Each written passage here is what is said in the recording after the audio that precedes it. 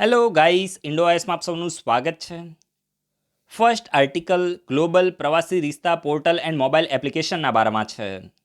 જુઓ, ministry of external affairs દ્વારા આ ગ્લોબલ પ્રવાસી રિશ્તા પોર્ટલ એન્ડ મોબાઈલ એપ્લિકેશનને લોન્ચ કરવામાં આવી છે. આ મિનિસ્ટ્રી યાદ રાખજો, ખૂબ જ ઇમ્પોર્ટન્ટ છે. અહીંયા તમને કન્ફ્યુઝ કરવા હશે તો GPSC, UPSC, ministry of tourism આપી દેશે. આ પ્રવાસીની સાથે તમે કન્ફ્યુઝ થઈ જશો. એટલા માટે જ હું તમને કહું છું, દરેક લોકો નોટ ડાઉન કરે. મિનિસ્ટ્રી ઓફ એક્સટર્નલ અફેર્સ દ્વારા આ ગ્લોબલ પ્રવાસી રિશ્તા પોર્ટલ એન્ડ મોબાઈલ એપ્લિકેશનને લોન્ચ કરવામાં આવી છે. આ તમને ખબર પડી. હવે આનો મકસદ શું છે? તો મકસદ તો બહુ સિમ્પલ છે. The application aims to connect the Indian diaspora spread all over the world. એટલે કે જે ભારતના લોકો વિશ્વમાં અલગ અલગ ખૂણામાં રહે છે. અમુક લોકો યુએસએમાં રહે છે, અમુક નાઇજીરિયામાં રહે છે, સાઉથ આફ્રિકામાં રહે છે, અફઘાનિસ્તાનમાં, મેક્સિકોમાં, બ્રાઝિલમાં, જ્યાં રહેતા હોય અહીંયા દરેકે દરેક જગ્યાએ ભારતનો જે ડાયસ્પોરા રહે છે.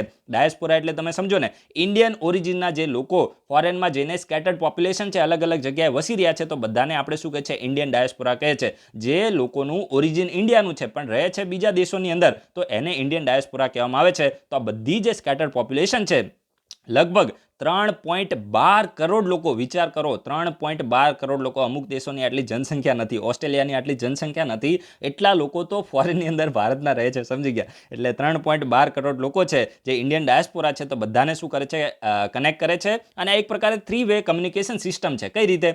જો, એક તો આપણી યુનિયન એક્સટર્નલ અફેર્સ મિનિસ્ટ્રી છે એના વચ્ચે, એના સિવાય ભારતની જે એમ્બેસી. હવે જો એમ્બેસી એટલે તમે સમજો ને, દૂતાવાસ. તમે યુએસએમાં જાઓ તો ત્યાં ઇન્ડિયાનું દૂતાવાસ હોય, તમે પાકિસ્તાનમાં જાઓ તો ત્યાં હાઈ કમિશન હોય. હવે હાઈ કમિશન ને દૂતાવાસમાં શું ડિફરન્સ હોય? તો જો, જે ભૂતકાળની અંદર જે પણ દેશ એ બ્રિટનની કોલોની હતું, તો ત્યાં દૂતાવાસ, હાઈ કમિશન શબ્દો યુઝ થાય છે, સમજી ગયા? પરંતુ જે બ્રિટનની કોલોની ન હતું, તો ત્યાં એમ્બેસી શબ્દોનો યુઝ કરવામાં આવે છે. તો આ વસ્તુ તમે યાદ રાખજો. જે દેશ ભૂતકાળની અંદર બ્રિટનની કોલોની હતું, તો ત્યાં હાઈ કમિશન શબ્દ યુઝ થાય છે. જેવી રીતે પાકિસ્તાન છે, તો ત્યાં આપણે હાઈ કમિશન શબ્દ યુઝ કરે છે. પરંતુ જે દેશો ભૂતકાળની અંદર બ્રિટનની કોલોની ન હતા, તો ત્યાં એમ્બેસી શબ્દ યુઝ થાય છે, અને ત્યાં એમ્બેસેડર કહેવાય છે. પહેલામાં હાઈ કમિશનર કહેવામાં આવે છે. તો આમાં વધારે પડતું પડવાની જરૂર નથી. તો જો, ખાસ કરીને આ એક 3-વે કમ્યુનિકેશન સિસ્ટમ છે. એક તો મિનિસ્ટ્રી ઓફ એક્સટર્નલ અફેર્સ, એના સિવાય ભારતનું જે મિશન હોય. મિશન એટલે શું થાય? ભારતની જે એમ્બેસી હોય વિદેશોની અંદર, એ, અને એના સિવાય ઇન્ડિયન ડાયસ્પોરા એટલે કે જે વ્યક્તિઓ રહે છે, એ ત્રણેય વચ્ચે શું કરે છે? આ કમ્યુનિકેશનની એક લિંક છે, તો એને એસ્ટાબ્લિશ કરે છે, રાઈટ? તો આનો ઘણો બધો ફાયદો છે. શા માટે? તો જો, પહેલાં કેવું થતું હતું કે જે ટ્વિટર છે અને વોટ્સઅપ છે, તમે જોયું હશે કે જે સુષ્મા સ્વરાજ આપણા એક બહુ સારા એવા મિનિસ્ટર હતા, અને લીડર પણ સારા એવા હતા. અને કહેવાય ને કે જે સુષ્મા સ્વરાજ છે, તો એમની સ્પીચ ઉપરની કમાન્ડ બહુ જોરદાર હતી. તમે ક્યારે એમની યુટ્યુબમાં એમની સ્પીચ સાંભળજો. એમની જે બોલવાની છટા અને આ ખૂબ જ જોરદાર હતી. અને જે યુએન છે, યુએન, તો એમાં પણ જઈને જે પાકિસ્તાન છે, તો એને ઘણી વખત એમને ધમકાઈ નાખ્યું છે. તો એક સારા એવા લીડર હતા, પરંતુ હવે તો રહ્યા નથી. તો ખાસ કરીને તમે જોયું હશે કે જે સુષ્મા સ્વરાજ છે ને, તો એમને ટ્વિટર ઉપર ખૂબ જ એક્ટિવ હતા. માની લો કે કોઈ પણ ઇન્ડિયન ડાયસ્પોરા હોય ને ફોરેનની અંદર ક્યાંય પણ ફસાયા હોય, અને એમને જો ટ્વીટ કરે, તો આમને તુરંત એનો રિપ્લાય આપતા હતા, અને એને સહાય કરવાની પૂરેપૂરી કોશિશ કરતા હતા, રાઈટ? તો આ વસ્તુ જે છે, અત્યાર સુધી શું હતું કે શું થતું કે જે ફેસબુક છે, એના સિવાય જે ટ્વિટર છે અને વોટ્સઅપ છે, તો આ બધા જે સોશિયલ મીડિયા છે, તો એના જરીએ જે ડાયસ્પોરા છે, તો એની સાથે કોન્ટેક્ટ થતો હતો, રાઈટ? પરંતુ હવે આ એક પ્લેટફોર્મ, ઓફિશિયલ પ્લેટફોર્મ ક્રિએટ કરવામાં આવ્યું છે કે ભાઈ, કોઈ પણ વ્યક્તિને તમે કોઈ પણ જગ્યાએ, કોઈ પણ અડધી રાતે પણ કોઈ મુશ્કેલીમાં હોય, તો અમે અમારો સાથે તમે કોન્ટેક્ટ કરજો, અમે તમને હેલ્પફુલ થવાની પૂરેપૂરી કોશિશ કરીશું, રાઈટ? તો આ પ્રકારની મોટી મોટી વાતો છે, તો હવે કરવામાં આવશે. And the app is to be use by the Indian diaspora. એટલે કે જે એપ છે, તો એને ડાયસ્પોરા એટલે કે લોકો યુઝ કરશે, અને જે પોર્ટલ છે, તો એને મિશન એટલે કે જે એમ્બેસીસ છે, તો એના દ્વારા યુઝ કરવામાં આવશે. And so far there is no effective communication channel available with the ministry to connect the Indian diaspora worldwide. એટલે કે અત્યાર સુધી કોઈ પણ એવું કમ્યુનિકેશન ચેનલ છે, તો એ ઓફિશિયલી અવેલેબલ ન હતી. અને જેના હિસાબથી આ ટ્વિટર ને ફેસબુક ને વોટ્સઅપના જે બધા ફાલતુ મીડિયમ છે, તો એનો યુઝ કરવો પડતો હતો. પરંતુ હવે ખાસ કરીને આ પ્રકારની જે ઓફિશિયલ વેબ પોર્ટલને લોન્ચ કરવામાં આવ્યું, એપ્લિકેશનને લોન્ચ કરવામાં આવ્યું, તો આપણું જે ડાયસ્પોરા છે, તો એની સાથે આપણે સારી રીતે, આપણે ઇન ધ સેન્સ મિનિસ્ટ્રી છે, તો એ સારી રીતે કનેક્ટ થઈ શકશે, રાઈટ? તો હવે ચલો, આની સાથે હું તમને લિંક કરીને સ્પીપા દ્વારા 2019ની એક્ઝામમાં ક્વેશ્ચન પૂછવામાં આવ્યો હતો, પ્રવાસી ભારતીય દિવસ. આ પ્રવાસી ભારતીય દિવસ વિશે સ્પીપા દ્વારા અને જીપીએસસી દ્વારા કોઈ ક્લાસ 3 કે એવી કોઈ એક્ઝામમાં ક્વેશ્ચન આવ્યો તો, ડીવાયએસઓ કે એસટીઆઈ કોઈ હશે, યાદ નથી. તો એમાં ક્વેશ્ચન આવેલો છે, તો તમે વિડીયોના કમેન્ટ બોક્સમાં લખો કે પ્રવાસી ભારતીય દિવસ આપણે કઈ તારીખે, ને બધું જવા દો, શા માટે આપણે સેલિબ્રેટ કરીએ છીએ, ને આપણી માટે ઇમ્પોર્ટન્ટ છે. જીપીએસસી, યુપીએસસીનો વિદ્યાર્થી વાય ને એ બધામાં ઇન્ટરેસ્ટેડ હોય, પણ સમજી ગયા, એ ખાલી જે ટોપિક છે એના સંદર્ભમાં સમજી ગયા. વધારે પડતું પછી એ નહીં કરવાનું. WH ક્વેશ્ચન બહુ વધારે સારા નહીં. તો આ વસ્તુ તમારે યાદ રાખવાની છે કે આ પ્રવાસી ભારતીય દિવસ જે આપણે શા માટે સેલિબ્રેટ કરીએ છીએ એ તમારે કહેવાનું છે. એમાં ગાંધીજીથી રિલેટેડ કંઈક આવે છે, હું તમને કહીશ તો પછી આન્સર મળી જશે. અને કઈ મિનિસ્ટ્રી દ્વારા એને સેલિબ્રેટ કરવામાં આવે છે. બીજું તમારે એ કહેવાનું છે કે એની શરૂઆત ક્યારે થઈ હતી. એ જે પ્રવાસી ભારતીય દિવસને આપણે સેલિબ્રેટ કરવાની શરૂઆત ક્યારથી કરવામાં આવી હતી. આવા ઘણા બધા જે ક્વેશ્ચનો છે તો તમને ગૂગલમાં મળી જશે. વિડીયોના કમેન્ટ બોક્સમાં લખો અને સાથે સાથે તમારી નોટ્સની અંદર નોટ ડાઉન કરો. ગમે ત્યારે ક્વેશ્ચન એ કન્ટેમ્પરરીમાં પણ બની જાય, કરંટમાં પણ બની જાય, તો એ રીતે. અને કારણ કે આવો જે પ્રવાસી ભારતીય દિવસ છે તો અગેન એન્ડ અગેન દર વર્ષે આવતો જ રહેવાનો છે, રાઈટ. તો ગમે ત્યારે એક્ઝામમાં રિપીટ થઈ શકે છે, તો તમારે તમારા તરફથી એટલું કામ કરવાનું છે. એના પછી જે નેક્સ્ટ આર્ટિકલ છે તો એ લાઇટ હાઉસ પ્રોજેક્ટના બારામાં છે. હવે જો જે પ્રધાનમંત્રી છે ને તો એમના દ્વારા 1 જાન્યુઆરીએ આ ગ્લોબલ હાઉસિંગ ટેકનોલોજી ચેલેન્જ છે India, global housing technology challenge India, તો એના તહેત જે લાઇટ હાઉસ પ્રોજેક્ટ છે તો એને 6 રાજ્યોની અંદર શું કર્યા છે, એને ફાઉન્ડેશન સ્ટોન છે લાઇટ હાઉસ પ્રોજેક્ટનો, તો એને લેટ ડાઉન કર્યો છે. આ લાઇટ હાઉસ પ્રોજેક્ટ છે ને તો એક પ્રકારે એન્વાયરમેન્ટલી ફ્રેન્ડલી છે. એના સિવાય આને ખૂબ જ ઝડપથી બનાવી શકાય છે. આમાં ખર્ચો પણ ઓછો આવે છે અને ડ્યુરેબલ છે. ડ્યુરેબલ એટલે લાંબો સમય સુધી, જે માની લો કે તમે પહેલાના જે ઘર તમે જોયા હશો તો ઈંટો ને એ બધાથી બનતા હોય, રાઈટ. પરંતુ હવે આ લાઇટ હાઉસ પ્રોજેક્ટ છે તો એને ખૂબ જ અલગ રીતે જે નવી ઇનોવેટિવ ટેકનોલોજી છે, જે વિશ્વની અંદર જેનો યુઝ કરવામાં આવે છે, તો એનો યુઝ કરીને આ જે લાઇટ હાઉસ છે તો એને બનાવવામાં આવશે. લગભગ 1000 જેટલા જે લાઇટ હાઉસ છે તો એને 1 વર્ષની અંદર બનાવવાનો આનો ટાર્ગેટ છે. અને જે તમે ઈંટોથી ને આ બધાથી બનાવો તો ઘણો બધો સમય પણ લાગે અને ખર્ચો પણ એમાં વધારે થતો હોય છે, ડ્યુરેબલ પણ ઓછા હોય છે. પરંતુ આ એવી ટેકનોલોજીનો યુઝ કરીને આ લાઇટ હાઉસને બનાવવામાં આવશે કે 1 વર્ષની અંદર બની પણ જશે અને સાથે સાથે ખર્ચો પણ ઓછો આવશે. તો હવે આપણે થોડી વધારે ઇન્ફોર્મેશન લઈએ. The prime minister Modi laid the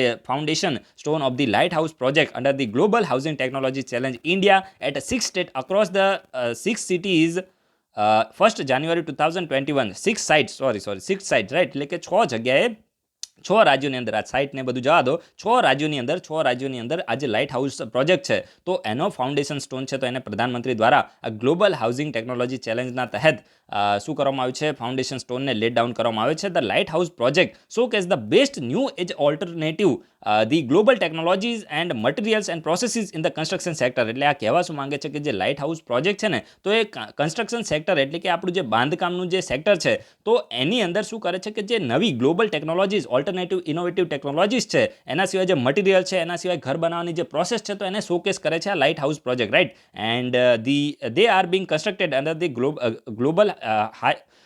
Global Housing Technology Challenge India, which envisages to provide an ecosystem for adoption of innovative technologies. એટલે કહેવા શું માંગે છે કે આ જે લાઇટ હાઉસ પ્રોજેક્ટ છે ને તો એને આપણે global housing technology challenge India છે તો એના તહેત બનાવવાના છીએ. અને આનો મેઇનલી મકસદ શું છે, ખાસ કરીને આ જે ચેલેન્જ છે તો એ કન્સ્ટ્રક્શન સેક્ટર છે તો એના અંદર એક ઇનોવેટિવ ટેકનોલોજીસ છે તો એને એડોપ્ટ કરવા માટે એક પ્લેટફોર્મ પૂરું પાડવા માટે છે. તો આ વસ્તુ યાદ રાખજો, ખૂબ જ ઇમ્પોર્ટન્ટ છે કે જે global housing technology challenge India છે તો એના તહેત આ લાઇટ હાઉસ છે તો એને કન્સ્ટ્રક્ટ કરવામાં આવશે. અને મેઇનલી જે હાઉસિંગ સેક્ટર છે, કન્સ્ટ્રક્શન સેક્ટર છે તો એની અંદર ઇનોવેટિવ ટેકનોલોજી છે તો એને એડોપ્ટ કરવા માટે આ જે global housing technology challenge India છે તો એને લોન્ચ કરવામાં આવ્યું છે. And the light house project આ ઇમ્પોર્ટન્ટ છે. કઈ જગ્યાએ આ પ્રોજેક્ટ શરૂ થવાનો છે ઇમ્પોર્ટન્ટ છે. 6 સ્ટેટ છે, યાદ રાખજો. અને 6 સ્ટેટની 6 સિટી, હમણાં હું સિટી બરાબર જ બોલ્યો હતો અને સિટીમાં સાઇટ છે, રાઈટ. તો તમે જુઓ તો મધ્યપ્રદેશ છે તો એનું ઇન્દોર છે, આપણું ગુજરાતનું રાજકોટ છે, રંગીલું રાજકોટ, બરાબર છે. રાજકોટના કોઈ છે કે નહીં ભાઈઓ બહેનો, રાઈટ. તો જે ગુજરાત છે તો એનું રાજકોટ, એના સિવાય તમિલનાડુનું ચેન્નાઈ અને સાથે સાથે જે રાંચી છે, ઝારખંડનું રાંચી, પછી ત્રિપુરાનું અગરતલા અને ઉત્તર પ્રદેશ છે તો એનું લખનઉ. તો આટલી સિટીઝની અંદર જે લાઇટ હાઉસ પ્રોજેક્ટ છે તો એને શરૂ કરવામાં આવે છે. And they comprise about 1000 houses at each location along with the allied infrastructure facilities. એટલે કે દરેક લોકેશન ઉપર 1000 જેટલા જે ઘર છે તો એને બનાવવામાં આવશે અને આસપાસ જે પણ જરૂરી જે આંતરમાળખું છે, ઇન્ફ્રાસ્ટ્રક્ચર ફેસિલિટીઝ છે તો એને શરૂ કરવામાં આવશે. And this project will demonstrate and deliver ready to live house at an expedited pace within 12 month. આ મેં તમને પહેલાં કીધું ને કે આમાં કેવું હશે કે રેડી ટુ યુઝ હાઉસ બનશે. આ લાઇટ હાઉસ પ્રોજેક્ટના તહેત 1000 રેડી ટુ યુઝ અથવા તો રેડી ટુ લીવ હાઉસ બનશે, એટલે કે રહેવા માટે તૈયાર ઘર બનશે અને ખૂબ જ ઝડપથી આને બનાવવામાં આવશે. એક્સપીડિએટેડ પેઝ એટલે કે ખૂબ જ ઝડપથી આને બનાવવામાં આવશે. 12 મહિનાની અંદર આનું કામકાજ ખતમ થઈ જશે. And as compare to the conventional brick and mortar, એટલે કે તમે જે બ્રિક એટલે કે ઈંટો અને મોર્ટારથી તમે જે પહેલાં કન્સ્ટ્રક્શન કરતા હતા એની કરતાં ખૂબ જ ઝડપથી આનું કામકાજ થવાનું છે. ઇકોનોમિકલ પણ હશે, સસ્ટેનેબલ પણ હશે, ક્વોલિટી પણ હાઈ હશે અને ડ્યુરેબિલિટી એટલે કે લાંબો સમય સુધી ચાલશે. તો બધા એના મોટા મોટા જે ફાયદાઓ છે તો આ તમે યાદ રાખી શકો છો, તમને કામમાં આવે. સમજી ગયા? મેન્સમાં પણ તમારે કંઈ કોટ કરવું હોય તો કરી શકો, આ કંઈ નુકસાન ના જાય, right. And during the event the પ્રધાનમંત્રી also release a certificate course on innovative construction technologies name Navritih, right, new affordable validated research innovation technologies for Indian housing. યાદ રાખજો, ખૂબ જ ઇમ્પોર્ટન્ટ છે. નવરીતિ જે કોર્સ છે તો એ શાની માટે છે? તો હાઉસિંગ સેક્ટરમાં જે new affordable validated research innovation technologies for Indian housing sector. એટલે જો ક્વેશ્ચન બનશે તો આ રીતે જે યુપીએસસીમાં ક્વેશ્ચન બનશે કે જે નવરીતિ સર્ટિફિકેટ કોર્સ એ ન્યૂઝમાં હતો અથવા તો એને લોન્ચ કરવામાં આવ્યો હતો, તો આ શાનાથી રિલેટેડ છે? તો એ હાઉસિંગ સેક્ટરથી રિલેટેડ છે. સમજી ગયા? તો આ રીતે તમને ખબર હોવી જોઈએ. કોઈ પણ રીતે ક્વેશ્ચન છે તો ગમે તે રીતે ફોર્મ થઈ શકે, પણ એક વસ્તુ યાદ રાખવાની કે યુપીએસસી જ્યારે અલગ થોડા અટપટા ક્વેશ્ચન પૂછે ને તો એ ક્વેશ્ચન બની શકે કે સિમ્પલ પૂછવાની કોશિશ કરતી હોય. યા તો તમને એના વિશે ખબર હોય યા તો ના હોય. સમજી ગયા? અને જ્યારે ના ખબર હોય તો પછી એને અડવાનું નહીં. આ તમારે આટલો નિયમ યાદ રાખવાનો. જો ખબર હોય તો એને ઇઝી ક્વેશ્ચન હશે, આરામથી તમારા 2 માર્ક્સ આવી જશે. જો નહીં ખબર હોય તો પછી તમારે 0.66 છે તો એને સેક્રિફાઈસ કરવું પડશે. એના પછી જે નેક્સ્ટ આર્ટિકલ છે તો એ ડેડિકેટેડ ઈસ્ટર્ન ડેડિકેટેડ ફ્રેટ કોરિડોરના બારામાં છે. હવે જો પ્રધાનમંત્રી છે ને તો એમના દ્વારા ઈસ્ટર્ન ડેડિકેટેડ ફ્રેટ કોરિડોર છે તો એના એક સેક્શન એ ખાસ કરીને ઉત્તર પ્રદેશમાં છે. આમ તો આ ફાલતું છે, પણ મારે તમને આ ઈસ્ટર્ન ડેડિકેટેડ ફ્રેટ કોરિડોર અને વેસ્ટર્ન ડેડિકેટેડ ફ્રેટ કોરિડોર છે તો એના વિશે ઇન્ફોર્મેશન આપી હતી. આપી ઇન ધ સેન્સ હું તમને ક્વેશ્ચન પૂછીશ. સમજી ગયા? અને થોડો ટ્રિકી ક્વેશ્ચન હશે અને ત્યાંથી ક્વેશ્ચન બનવાની સંભાવના છે. બાકી આ તો સાવ ફાલતું છે. આ જીપીએસસીમાં કદાચ બની જશે. The prime minister Modi dedicated to the nation the ambitious new Bhaupur new Khurja section of the eastern dedicated freight corridor. એટલે કે જે ઈસ્ટર્ન ડેડિકેટેડ ફ્રેટ કોરિડોર છે તો એનો એક સેક્શન છે એ ઉત્તર પ્રદેશમાં છે. શામાં? તો ખાસ કરીને એ 2 પ્લેસ ન્યૂ ભાવપુર અને ન્યૂ ખુર્જા સેક્શન. આ યાર સાવ ફાલતું છે પણ હવે ડિસ્કસ તો કરવું પડશે. અને આ જે સેક્શન છે તો એ લગભગ 351 કિલોમીટરનો છે. ન્યૂ ભાવપુર અને ન્યૂ ખુર્જા સેક્શન જે ઈસ્ટર્ન ડેડિકેટેડ ફ્રેટ કોરિડોર છે તો એમાં કેટલા કરોડથી બન્યો છે ને આપણી માટે ઇમ્પોર્ટન્ટ નથી. આપણે કંઈ ઓડિટ કરવા જવાનું નથી. અને ઉત્તર પ્રદેશમાં જે મેજર પાર્ટ છે, ઉત્તર પ્રદેશનો જે મોસ્ટ ઓફ ધ પાર્ટ છે તો એમાંથી પસાર કરે છે. And the section will decongest the existing Kanpur Delhi main line. હવે જો જે ખાસ કરીને જે ઇન્ડિયન રેલવેની જે કાનપુર દિલ્હીની જે મેઇન લાઇન છે તો એ ખૂબ જ કન્જેસ્ટેડ છે, એટલે કે ત્યાં ટ્રાફિક ખૂબ જ વધારે રહેતો હોય છે. પરંતુ હવે આ જે નવો સેક્શન શરૂ થયો છે, આ ભાવપુર ને એ બધું શું હતો, તો એ જે નવો સેક્શન શરૂ થયો છે તો એને આ જે કાનપુર દિલ્હીનો જે મેઇન લાઇન છે તો એને ડીકન્જેસ્ટ કરશે, એટલે કે જે ટ્રાફિક છે તો એને ઓછી કરી નાખશે. અને જે ઇન્ડિયન ટ્રેન છે તો ખૂબ જ અહીંયા ફાસ્ટર છે તો અહીંયા રન કરવાની છે. તો જસ્ટ ખાલી આ એમ જ મોટી મોટી વાતો છે. ચલો, આ મારે છે ને ડિસ્કસ કરવું જ નથી, સાવ ફાલતુ મને લાગી રહ્યું છે. હું તમને છે ને એક સારો એવો ક્વેશ્ચન પૂછી લઉં. આ ઈસ્ટર્ન ડેડિકેટેડ ફ્રેટ કોરિડોર છે અને એના સિવાય વેસ્ટર્ન ડેડિકેટેડ ફ્રેટ કોરિડોર છે. આ કહેવાય કે નકામી ઇન્ફોર્મેશન છે, એટલા માટે યાર આપણે ડિસ્કસ કરવાનો કોઈ આમાં મતલબ રહેતો નથી, રાઈટ. તો તમે છે ને આ વિડીયોના કમેન્ટ બોક્સમાં પાર્ટિસિપેટ કરો કે જે ઈસ્ટર્ન ડેડિકેટેડ ફ્રેટ કોરિડોર છે તો આ કેટલા સ્ટેટમાંથી પસાર થાય છે, રાઈટ. અને ખાસ કરીને જે શરૂઆતનું સ્ટેટ ને એન્ડનું સ્ટેટ તો તમારે યાદ રાખવાનું છે. તો આ મેઇનલી તમે બોલો કે ઈસ્ટર્ન ડેડિકેટેડ ફ્રેટ કોરિડોર છે તો કેટલા સ્ટેટમાંથી પસાર થાય છે, અને એક વેસ્ટર્ન ડેડિકેટેડ ફ્રેટ કોરિડોર છે તો આ કેટલા સ્ટેટમાંથી પસાર થાય છે એ તમે કહો. અને પછી તમે એ કહો કે આ ઈસ્ટર્ન ડેડિકેટેડ અને વેસ્ટર્ન ડેડિકેટેડ ફ્રેટ કોરિડોર છે તો આ બંનેમાંથી લાંબુ આની લેન્થ કોની વધારે છે આ ઓબ્ઝર્વ કરવાનું છે. નંબર યાદ રાખવાનું નથી, જસ્ટ એમ બોલવાનું કે ભાઈ આની લેન્થ વધારે છે કે આની લેન્થ વધારે છે, ઈસ્ટ કે વેસ્ટ, આ બંનેમાંથી કોની લેન્થ વધારે છે એ તમારે કહેવાનું છે, રાઈટ. તો આટલું તમારા તરફથી કરો. જીપીએસસી યુપીએસસીમાં આવા ક્વેશ્ચનો બને, સમજી ગયા. આ પછી આ ભાવપુર ને બધું સાવ ફાલતું છે, એ બધામાંથી કોઈ ક્વેશ્ચન આવો એવું મને લાગતું નથી. એના પછી જે નેક્સ્ટ આર્ટિકલ છે ખૂબ જ સારો એવો આર્ટિકલ છે, કોલાર લીફ નોઝડ બેટ. આ બેટ એટલે શું થાય? ચામાચીડિયું, રાઈટ. તો આ કોલાર લીફ નોઝ બેટ છે તો એ કર્ણાટકામાં ફક્ત ને ફક્ત કર્ણાટકાના 2 ગામની અંદર જ જોવા મળે છે. અને એ 2 ગામમાં પણ ખાસ કરીને 2 ગુફાઓ છે તો એની અંદર એ જોવા મળે છે. યાદ રાખજો, ખૂબ જ ઇમ્પોર્ટન્ટ છે. કર્ણાટકાનું જે કોલાર ડિસ્ટ્રિક્ટ છે તો એના ગામની અંદર 2 ગુફાઓ છે અને એ 2 ગુફાઓમાં જ અત્યાર સુધી આ કોલાર લીફ નોઝ બેટ છે, એટલે કે ચામાચીડિયું, આ એનું નામ છે, ચામાચીડિયાનું નામ છે. યાદ રાખજો, ઇમ્પોર્ટન્ટ છે. તો એ જોવા મળતું હતું 2 જ ગુફાઓની અંદર. પણ હવે કેવું થયું છે કે આ 2 ગુફાઓમાંથી એક ગુફામાં હવે શું થાય છે? એક્સટિંક્ટ થઈ ગયું છે, એટલે કે એક ગુફામાંથી લુપ્ત થઈ ગયું છે. સમજી ગયા? તો આ વસ્તુ યાદ રાખજો. કોલાર લીફ નોઝ બેટ છે તો કઈ જગ્યાએ જોવા મળે છે? તો એ કર્ણાટકામાં જોવા મળે છે. કોલાર ડિસ્ટ્રિક્ટમાં એક ગામ છે, એની અંદર 2 ગુફાઓ છે તો ગુફાની અંદર જોવા મળતું હતું, પરંતુ હવે એ 2માંથી પણ એક થઈ ગયું છે, એટલે હવે તનહા થઈ ગયું છે, રાઈટ.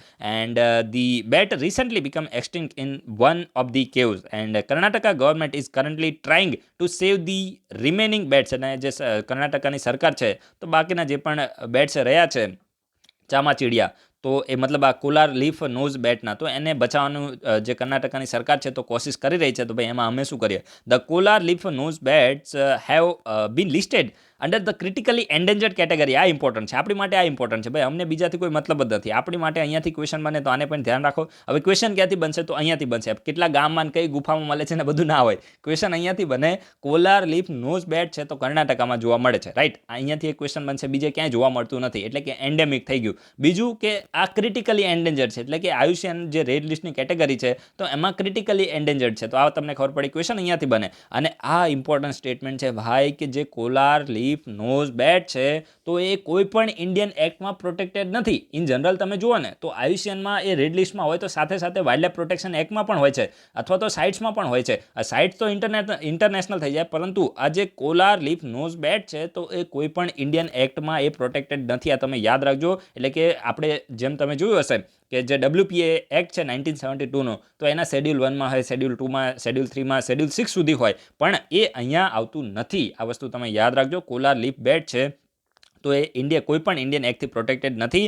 અને આનો હેબિટાટ શા માટે લોસ થઈ રહ્યો છે, એટલે કે આનું જે રહેણાંક જે આપણે ગુફા કહીએ તો એ શા માટે લોસ થઈ રહ્યો છે? તો હેબિટાટ લોસ થવાનું જે મેઇન રીઝન છે તો ગ્રેનાઇટની માઇનિંગ છે. આ થોડું વધારે ફેક્ચ્યુઅલ છે, પણ જસ્ટ ખાલી આ તો માહોલ બનાવું છું. ગ્રેનાઇટની માઇનિંગ આનું મેઇન હેબિટાટ લોસનું રીઝન છે, કારણ કે જે લોકો છે તો જે ગ્રેનાઇટના માઇનર હોય છે તો એ શું કરે છે, આ જે કોલાર ડિસ્ટ્રિક્ટ છે તો એની અંદર ગ્રેનાઇટ જોવા મળે છે, તો અહીંયા ફાયર કરીને આ લોસ જે લીફ નોઝ બેટ છે તો એને ઉડાડી દે છે, સમજી ગયા? અને એટલા માટે આનો જે હેબિટાટ છે તો એ લોસ થઈ રહ્યો છે. અને બસ આટલું તમારે યાદ રાખવું છે. વધારે કોઈ આમાં ફેક્ટ યાદ રાખવાની જરૂર હોય એવું મને લાગતું નથી. તો આ કેરલા તમે યાદ રાખજો, પછી ક્રિટિકલી એન્ડેન્જર્ડ તમે યાદ રાખજો, અને સાથે સાથે કોઈ પણ ઇન્ડિયન એક્ટમાં પ્રોટેક્ટેડ નથી એટલું તમે યાદ રાખજો. ક્વેશ્ચન અહીંયાથી બની જશે, બાકી વાર્તા કરવાની કોઈ જરૂર નથી. એના પછી જે નેક્સ્ટ આર્ટિકલ છે તો સહાયક એનજીના બારામાં છે. આ સહાયક એનજી છે તો ઇન્ડિયાનું પહેલું indigenously design and develop air drop container છે. ખૂબ જ ઇમ્પોર્ટન્ટ છે. આમાં તમારે છે ને વધારે પડતું R&D કરવાના જતા હું તમને એક્સપ્લેન કરું છું કે આ શું છે. તો સહાયક એનજી એ ઇન્ડિયાનું પહેલું ઇન્ડિજિનિયસલી, એટલે કે સ્વદેશી ડિઝાઇન એન્ડ ડેવલપ, એટલે કે સ્વદેશી રીતે એને ડિઝાઇન અને ડેવલપ કરવામાં આવ્યું છે DRDO દ્વારા. અને ઇન્ડિયન નેવી, DRDO અને ઇન્ડિયન નેવી બંને દ્વારા સાથે મળીને જે ગોવા કોસ્ટ છે તો ત્યાં આ એર ડ્રોપ કન્ટેનરનું ટેસ્ટ કરવામાં આવ્યું છે. તો જો તમારે શોર્ટમાં યાદ રાખવું હોય, વધારે પડતી માથાકૂટ ના કર્યું હોય તો એટલું યાદ રાખજો. સહાયક એનજી શું છે? તો એક એર ડ્રોપ કન્ટેનર છે. હવે તમારે એ જાણવું હોય કે આનો યુઝ શું થાય. તો જો આમાં કરવામાં શું આવશે, આ કન્ટેનર છે ને, હવે માની લો કે ઇન્ડિયન નેવીના કોઈ શિપ છે તો સમુદ્રની અંદર છે, રાઈટ? અને માની લો કે એમાં કંઈ મેન્ટેનન્સની કે કંઈ એમાં ખરાબી થઈ છે અને એની જરૂર છે, તો જે ઉપર એરક્રાફ્ટ હશે ને તો એમાંથી આ કન્ટેનર છે તો એને ઉપરથી ડ્રોપ કરી દેવામાં આવશે. પછી આ ડ્રોપ થશે ને ત્યારે હવે ઇન જનરલ તમે જુઓ કે કોઈ પણ વસ્તુને તમે દરિયાની અંદર નાખી દો અથવા તો ત્યારે સુધા પછી એ ડૂબી જાય. જો વજનમાં વધારે હોય તો ડૂબી જાય, અથવા તો હલકી વસ્તુ હોય તો તરીને આગળ જતી રહે, તો પછી જે વસ્તુ માટે એને મોકલ્યો તો પહોંચી જ ના શકે ને. તો આ એર ડ્રોપ કન્ટેનરમાં એવી ટેકનોલોજી હોય. હવે કેવી ટેકનોલોજી હતી આપણે DRDOમાં જવાનું નથી, આ ઇન્ડો-આઈએસનો રૂલ છે, સમજી ગયા? કેવી ટેકનોલોજી એમાં પડવાનું નહીં, જસ્ટ ખાલી હું તમે એટલું સમજો કે એવી ટેકનોલોજીને આમાં યુઝ કરવામાં આવી હોય કે જેથી કરીને આની અંદર જે પણ સામાન હોય તો એ કન્ટેનર ડૂબી જતું નથી. અને પછી એને શું કરવામાં આવે છે, એની અંદર GPS હોય છે. જ્યારે ઉપરથી એરક્રાફ્ટમાં એને સમુદ્રની અંદર નાખવામાં આવ્યું તો પછી શું થાય કે માની લો કે કોઈ પણ વસ્તુ સાથે એને નાખ્યું છે તો એની અંદર GPS પણ હોય, એને ટ્રેક કરી શકાય કે આ ક્યાં છે. પછી ઇન્ડિયન નેવી છે તો એને લાવીને પછી રિપેર કરવા લાગે છે. અને આ જે ટેકનોલોજી છે તો ઇન્ડિયન નેવીને પહેલાં ખૂબ જ ઇન્ડિયન નેવી છે તો એને ખૂબ જ હેલ્પફુલ થવાની છે. કારણ કે પહેલાં કેવું થતું હતું, માની લો કે ઇન્ડિયન નેવીના શિપ છે તો એની અંદર કોઈ ખરાબી થઈ તો પછી એને કોસ્ટ ઉપર જવું પડતું હતું. માની લો કે આટલો દરિયો છે, 2000 કિલોમીટર અંદર છે, અને એમાં ખરાબી થઈ તો 2000 કિલોમીટર ચાલીને અહીંયા કોસ્ટ ઉપર આવવું પડતું હતું. પણ હવે શું થશે, આ એર ડ્રોપ ટેકનોલોજીનો યુઝ કરીને ઉપરથી એરક્રાફ્ટના જરીએ જે દરિયો હશે તો એની અંદર નાખી દેવામાં આવશે, અને પછી ત્યાંથી જ એની અંદર શું કરી દેવામાં આવશે, જે પણ રિપેરને બધું કરવાનું હશે તો એ થઈ જશે. તો આને જ કહેવામાં આવે છે એર ડ્રોપ કન્ટેનર. તો આટલું તમે યાદ રાખજો. સહાયક એનજી શું છે, તો એર ડ્રોપ કન્ટેનર છે. અને જે DRDO અને ઇન્ડિયન નેવી છે તો બંને દ્વારા સાથે મળીને જે ગોવા કોસ્ટ છે તો ત્યાં આનું સક્સેસફુલ ટેસ્ટિંગ કરવામાં આવ્યું છે. અને એરક્રાફ્ટ કયું હતું એ ફાલતુ છે, યાદ રાખવાની જરૂર નથી. તો હવે આપણે વિડીયોને કમ્પ્લીટ કરી દઈએ. વિડીયો ગમે હોય તો લાઇક જરૂર કરજો. અને આપણા જે સોશિયલ મીડિયા પ્લેટફોર્મ છે, ટેલિગ્રામ ચેનલ છે, વોટ્સઅપ અકાઉન્ટ છે, એના સિવાય ટ્વિટર અકાઉન્ટ છે, ફેસબુક અકાઉન્ટ છે, ઇન્સ્ટાગ્રામ અકાઉન્ટ છે, જ્યાં તમારે ઈચ્છા થાય ત્યાં જોઈન થાવ, ના ઈચ્છા થાય તો ના જોઈન થાવ. અમારા ઘણા બધા લોકો અમારી સાથે જોડાયેલા છે તો અમને કાંઈ વાંધો આવતો નથી. So guys, thanks for watching. તમારા બધાનો દિવસ શુભ જાય.